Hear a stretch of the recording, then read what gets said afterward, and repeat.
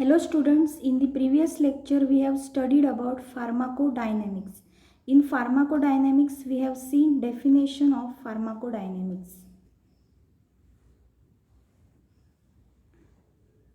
Types of drug action, drug receptor, factors modifying drug action, tolerance, its types, drug resistance, drug dependence, their types and drug addiction etc.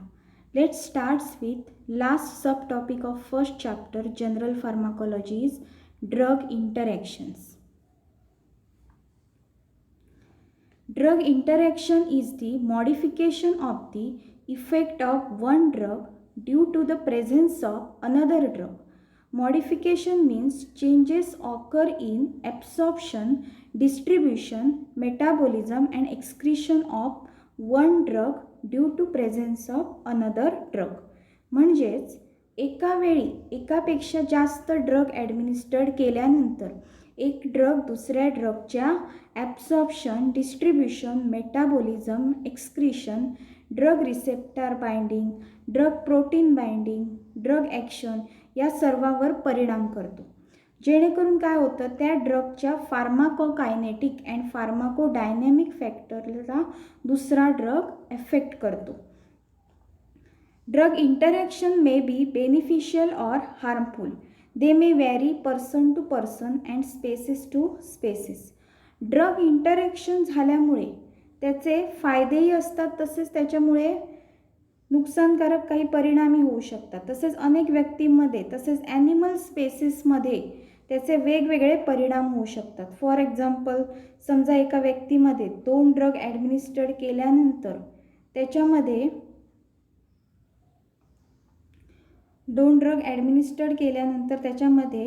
ज्या drug interaction होतात त्या दुसऱ्या व्यक्तीमध्ये होतातच असे नाही. समजा एका व्यक्तीमध्ये 2 ड्रग ॲडमिनिस्टर्ड केल्यानंतर त्याच्यामध्ये ज्या ड्रग इंटरॅक्शन होतात त्या दुसऱ्या व्यक्तीमध्ये होतातच असे नाही, किंवा ह्युमन बॉडीमध्ये व डिफरंट ॲनिमल स्पेसिसमध्ये ड्रग इंटरॅक्शन ह्या वेगवेगळ्या स्वरूपात होतात. म्हणजेच काय, the drug interaction may be beneficial or harmful. They may vary person to person and species to species. Next is causes of drug interaction. Drug इंटरॅक्शनची काय काय कारणं असू शकतात. First is availability of many potent drugs. Potency means effectivity of drug. तो drug किती effective आहे.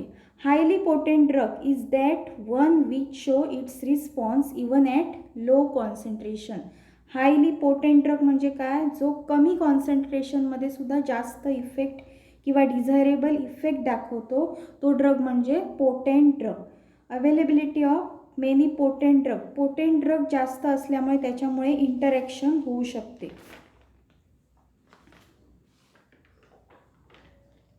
Next is multiple drug therapy और multiple drug in prescription. Physician पेशंटला एकापेक्षा जास्त औषधे प्रिस्क्राईब करतात. अशा वेळी ड्रगचा दुसऱ्या ड्रगशी इंटरॅक्शन होऊ शकतं. म्हणजेच काय, मल्टिपल ड्रग थेरपी और multiple drug prescription. Next is multiple drug effect. म्हणजे काय, मल्टिपल ड्रग इफेक्ट म्हणजे एकाच ड्रगचे अनेक फार्माकोलॉजिकल इफेक्ट असू शकतात. फॉर एक्झाम्पल, ॲस्पिरिन हा जो ड्रग आहे, ॲस्पिरिन हा ॲनाल्जेसिक म्हणजेच पेन किलर म्हणून काम करतो. तसेच तो अँटीकोॲग्युलंट ॲक्शन दाखवतो, म्हणजेच ब्लडला कोॲग्युलेट होण्यापासून किंवा ब्लड क्लॉट होण्यापासून रोखतो. मग अशामुळे ड्रग इंटरॅक्शन होऊ शकते. Next is multiple physician. Multiple फिजिशियनमुळे कसं ड्रग इंटरॅक्शन होऊ शकतं. तर पेशंट जर अनेक फिजिशियननी दिलेली औषधे जर पेशंटने घेतली तर त्यामुळे इंटरॅक्शन होते. काही वेळा पेशंट काय करतात, एका डॉक्टरच्या औषधांचा गुण नाही किंवा त्यामुळे पेशंटला जर बरं वाटत नसेल तर काय करतात, तेव्हा ती ट्रीटमेंट ते अर्धवट सोडतात व दुसऱ्या डॉक्टरकडे जातात. त्या डॉक्टरला पूर्वी घेतलेल्या औषधांची किंवा ट्रीटमेंटची कल्पना देत नाहीत. मग दोन्ही डॉक्टरांनी प्रिस्क्राईब केलेली औषधं ते घेतात, त्यामुळे मल्टिपल ड्रग ॲडमिनिस्टर केले जातात व ड्रग इंटरॅक्शन होते. म्हणजेच पेशंटच्या मिसअंडरस्टँडिंगमुळे किंवा पेशंटच्या चुकीमुळे ड्रग इंटरॅक्शन होऊ शकते.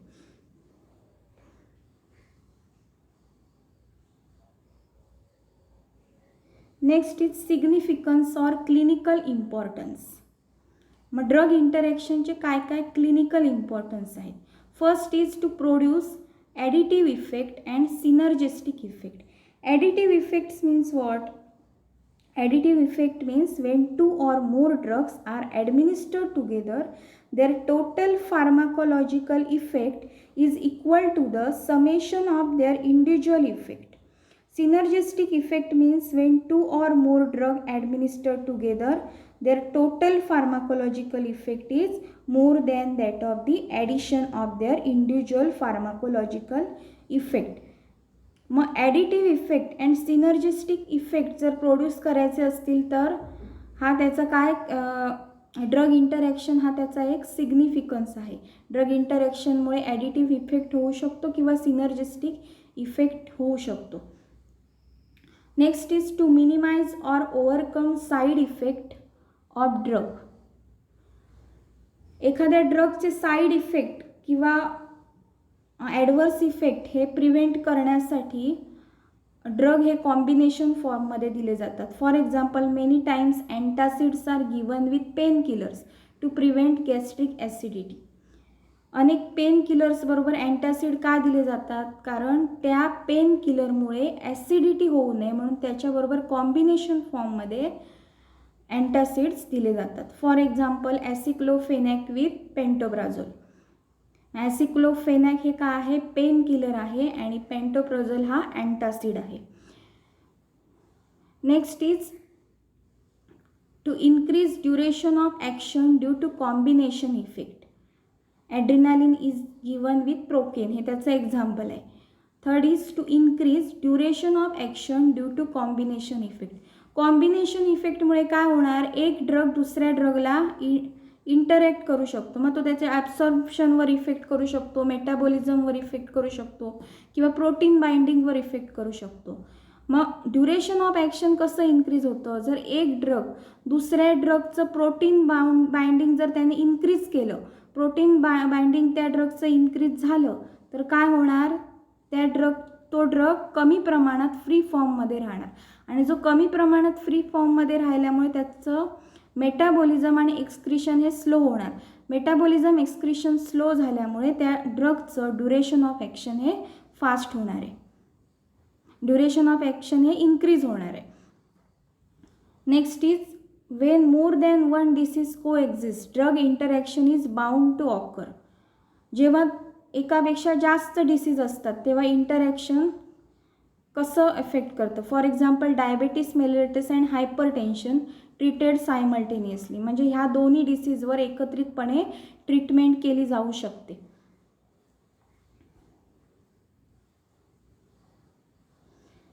इथे तुम्हाला टेबल दिलं आहे इंटरॅक्शन अफेक्टिंग ॲब्सॉर्प्शन. इंटरॅक्शन जे ॲब्सॉर्प्शनवर परिणाम करू शकतं, एखाद्या ड्रगचं ॲब्सॉर्प्शनवर परिणाम करू शकतं. Interaction affecting absorption. For example first is digoxin plus propantheline. Digoxin आणि प्रोफॅनथेलिन जेव्हा एकत्र ॲडमिनिस्टर्ड केले जातात तेव्हा प्रोफॅनथेलिन काय करतो? GIT मोटिलिटी डिक्रीज करतो. मग हे त्याचं मेकॅनिझम आहे, decreases GIT motility. GIT motility decrease झाल्यामुळे डिगॉक्सिनचं ॲब्सॉर्प्शन इन्क्रीज होणार आणि ॲब्सॉर्प्शन डिगॉक्सिनचं इन्क्रीज झालं तर त्याचं ऑनसेट ऑफ ॲक्शन हे फास्ट होणार. कारण जेव्हा ॲब्सॉर्प्शन त्याचं फास्ट होणार तेव्हा डिस्ट्रीब्युशन आणि ड्रग ॲक्शनसुद्धा फास्ट होणार. म्हणजे त्याचा इफेक्ट काय होणार? Absorption of digoxin is increases. जेव्हा डिगॉक्सिन आणि प्रोफॅनथेलिन एकत्र दिलं जातं तेव्हा प्रोफॅनथेलिन काय करतं? GIT मोटिलिटी डिक्रीज करतं आणि त्याच्यामुळे डिगॉक्सिनचं ॲब्सॉर्प्शन हे इन्क्रीज होतं. त्याच्यानंतर नेक्स्ट एक्झाम्पल आहे सेना प्लस अदर ड्रग्स. सेनाबरोबर अदर ड्रग्स जेव्हा दिले जातात तेव्हा सेना काय करतं? GIT मोटिलिटी इन्क्रीज करतं. GIT मोटिलिटी इन्क्रीज झाल्यामुळे ॲब्सॉर्प्शन काय होतं? स्लो होतं. Absorption of other drug decreases.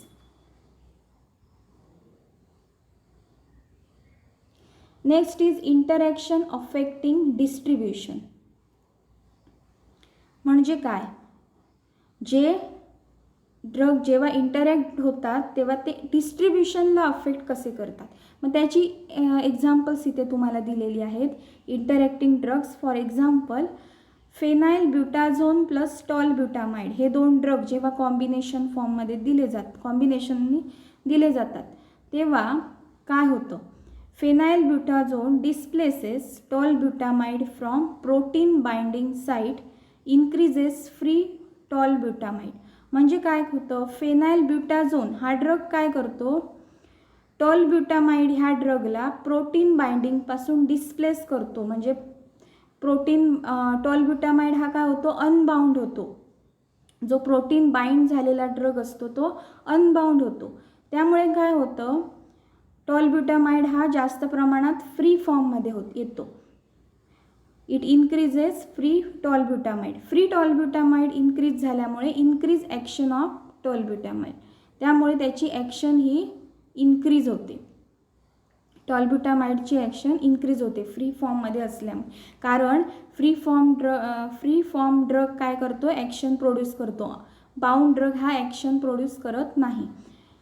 Next example is salicylate plus warfarin. Salicylate displaces warfarin from protein binding site. इथे पण असंच होतं, सॅलिसिलेट काय करतो, वारफारिनला डिस्प्लेस करतं from protein binding site, increases free warfarin. त्यामुळे फ्री वारफारिनची कॉन्सन्ट्रेशन हे वाढतं. फ्री फॉर्ममध्ये वारफारिन वाढतो. त्यामुळे काय होतं, increase anticoagulant action of warfarin.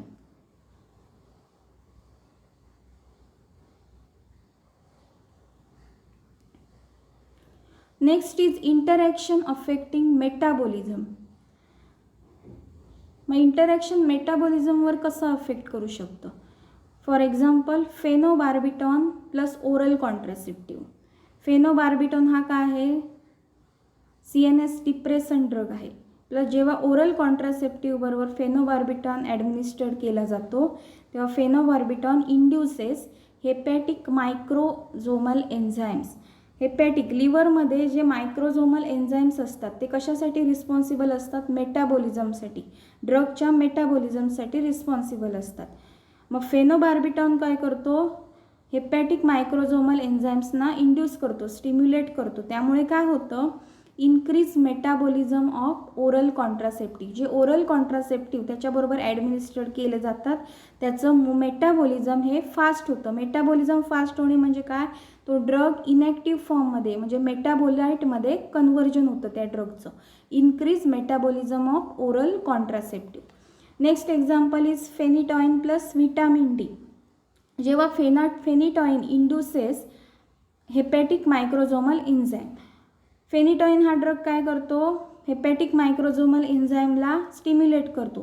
त्याला स्टिम्युलेट केल्यामुळे काय इन्क्रीज होतं, increase metabolism of vitamin D. Vitamin D हा काय होतो, लवकर त्याचं मेटाबॉलिझम होतं. व्हिटॅमिन डी हा इनॅक्टिव्ह फॉर्ममध्ये कन्वर्ट होतो. Next example interaction affecting excretion. Interaction एक्सक्रिशनवर कसं अफेक्ट करतात त्याचे एक्झाम्पल्स पाहूया. Penicillin plus probenecid. Probenecid blocks the excretion of penicillin. पेनिसिलिनच्या एक्सक्रिशनला प्रोबेन्सिड हा ड्रग एफेक्ट करतो.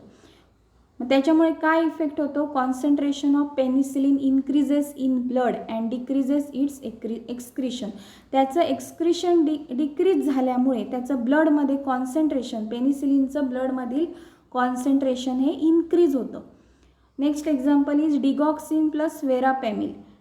वेरापॅमिल डिक्रीजेस एक्सक्रिशन ऑफ डिगॉक्सिन. त्याच्यामुळे काय होतं, डिगॉक्सिन पॉयझनिंग होऊ शकतं. कारण काय, डिगॉक्सिनचं कॉन्सन्ट्रेशन हे ब्लडमध्ये इन्क्रीज होतं. कारण वेरापॅमिल काय करतो, त्याचं एक्सक्रिशन डिक्रीज करतो. हे काय झाली तुमची एक्झाम्पल्स झाली. Interaction affecting absorption, interaction affecting distribution, interaction affecting metabolism and interaction affecting excretion याची एक्झाम्पल्स झाली. Next is advantages of drug interaction. Certain combination produces synergistic effect. काही कॉम्बिनेशन हे एकत्र दिल्यानंतर त्याच्यामुळे सिनर्जिस्टिक इफेक्ट किंवा ॲडिटिव्ह इफेक्ट होतात. मग हा त्याचा काय आहे, ॲडव्हान्टेज आहे. कारण सिनर्जिस्टिक इफेक्ट आणि ॲडिटिव्ह इफेक्टमुळे जी ॲक्शन आहे, फार्माकोलॉजिकल ॲक्शन ही इन्क्रीज होते. Drug combination increases potency. काही वेळा ड्रग कॉम्बिनेशनमुळे दिल्यामुळे एका ड्रगमुळे दुसऱ्या ड्रगची पोटेन्सी इन्क्रीज होऊ शकते. Some drug potentiate the effect of other drug. एका ड्रगला काही ड्रग हे अफेक्ट करू शकतात. काही ड्रग दुसऱ्या ड्रग त्याच्याबरोबर जो ड्रग दिला जातो त्या ड्रगला पोटेन्शिएट करू शकतात, म्हणजे तो कमी कॉन्सन्ट्रेशनमध्ये सुद्धा जास्त इफेक्टिव्ह होतो. Next is onset of action can be faster. ह्याच्यामध्ये ऑनसेट ऑफ ॲक्शन म्हणजे काय, ड्रग दिल्यानंतर त्याची ॲक्शन केवढ्या वेळात प्रोड्यूस होते त्याला म्हटलं जातं, त्या टाईमला म्हटलं जातं onset of action. Onset of action can be faster.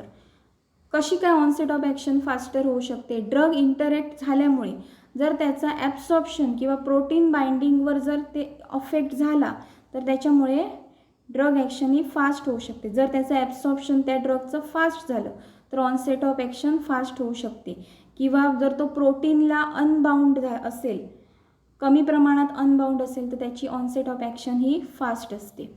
Next, duration of action of a particular drug can be prolong.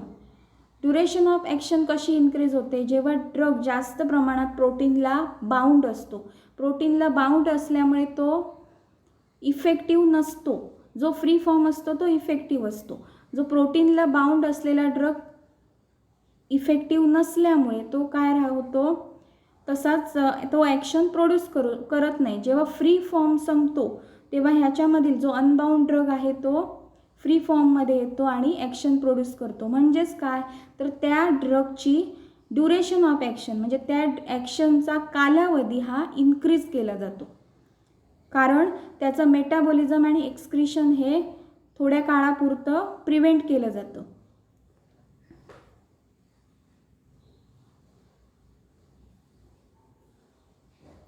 Next is disadvantages of drug interaction. Drug interaction may affect pharmacokinetic factors. Pharmacokinetic factors कुठचे, absorption, distribution, metabolism आणि excretion. Drug interaction may affect, मग त्याचं absorption slow होऊ शकतं किंवा डिस्ट्रीब्युशनवर affect होऊ शकतो, metabolism slow होऊ शकतं किंवा फास्ट होऊ शकतं. हा काय होतो, ड्रग इंटरॅक्शनमुळे काय होतं, हा डिसॲडव्हान्टेज होतो काही ड्रग्ससाठी. Drug interaction may cause adverse drug reaction. Adverse drug reaction म्हणजे एखादा ड्रग नॉर्मल कॉन्सन्ट्रेशनमध्ये घेतला तरीसुद्धा तो दुसऱ्या ड्रगबरोबर इंटरॅक्ट होऊन त्याच्यामुळे काही साईड इफेक्ट्स होऊ शकतात. For example nausea, vomiting, headache, rashes, hyper sensitivity reaction, हे काय आहेत, ॲडव्हर्स ड्रग रिॲक्शन्स आहेत. मग ते ड्रग इंटरॅक्शनमुळे एका ड्रगची दुसऱ्या ड्रगशी इंटरॅक्शन झाल्यामुळे ॲडव्हर्स ड्रग रिॲक्शन होऊ शकतात. Drug interaction may affect pharmacodynamic factor which result in the threatening effect, life threatening effect. Drug interaction may affect pharmacodynamic factor. Pharmacodynamic फॅक्टर्समध्ये काय येतं, मेकॅनिझम ऑफ ॲक्शन आणि काय, फार्माकोलॉजिकल ॲक्शन. मग त्याच्यामध्ये प्रोटीन बाइंडिंग, रिसेप्टर बाइंडिंग याच्याशी हे drug काय अफेक्ट करतात, त्यामुळे लाईफ थ्रेटनिंग इफेक्ट होऊ शकतात. कारण फार्माकोलॉजिकल फॅक्टर जर एखाद्या ड्रगचा जर अनवॉन्टेड फार्माकोलॉजिकल ॲक्शन जर प्रोड्यूस झाली तर तो लाईफ थ्रेटनिंग इफेक्ट होऊ शकतो त्याचा. Drug interaction may increase Serum level of drug.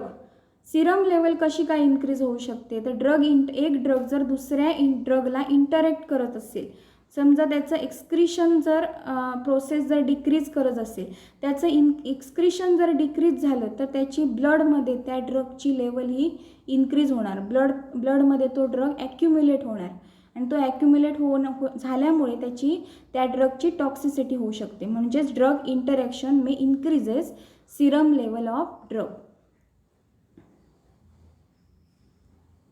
इथे तुमचा हा chapter first chapter general pharmacology हा पूर्ण झाला आहे. नेक्स्ट लेक्चरला मी शिकवणार आहे तुम्हाला drugs acting on autonomous nervous system and somatic nervous system. या लेक्चरमध्ये काही तुम्हाला क्वेरीज असतील तर तुम्ही कॉन्टॅक्ट करू शकता. References textbook of pharmacology and toxicology by Mrs Seema Kenjale, Techmax publication, Pune. Thank you.